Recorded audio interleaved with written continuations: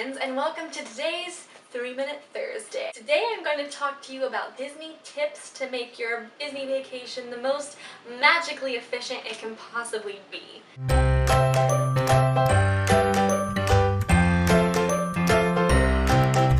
Tip number 1. Don't go during peak season. It's just gonna be hot and crowded and miserable. It's really better to go during January or February or September. But January and February, the weather is great. And you get to do twice as many things as you would during spring break when you get to do about 5 or 6 things in an entire park day. Number 2, get fast passes, obviously. But more specifically, get fast passes for the top tier rides in the park. Don't get a fast pass for something that usually only has a wait time of 30 minutes. I would get a fast pass for something like Space Mountain, Thunder Mountain, Mine Train, Splash Mountain. Those usually have about an hour to an hour and a half wait, and so you're gonna definitely save more time and use your time in the park more efficiently if you fast pass the rides that have the longest wait time. Going along with that, you want to make sure you don't use your fast passes too early in the morning, because if you get there at park open, you're beating a lot of the crowds and you can go ahead and ride a lot of the things you want to ride without a wait, and you don't need to use up your fast passes yet. I would make your fast pass reservation starting at maybe 11 to 2,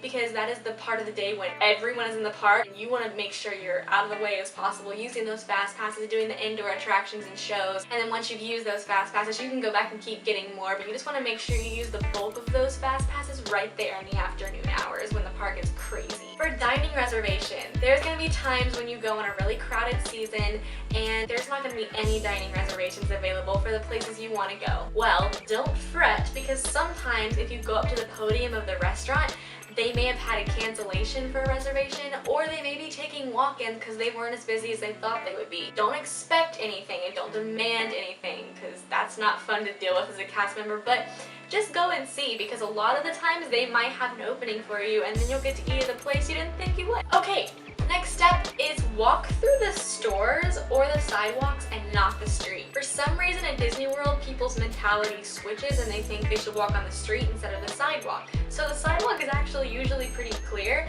and if there's a parade going on and the sidewalk's really crowded, you can also walk to the stores in Magic Kingdom, and you can kind of save a lot of time and you get to cool down a little bit. My last tip for you today is water. So it's actually a law in Florida that if you ask any vendor for ice water where they sell soda fountain drinks, they have to give it to you.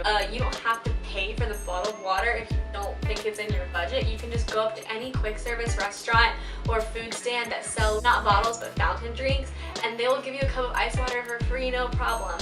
So that way you can save money on water bottles. I think that's all the tips I have for you today, but I'm a Disney guru, so I'm bound to come up with some more. But thank you for watching this 3-Minute Thursday. Please share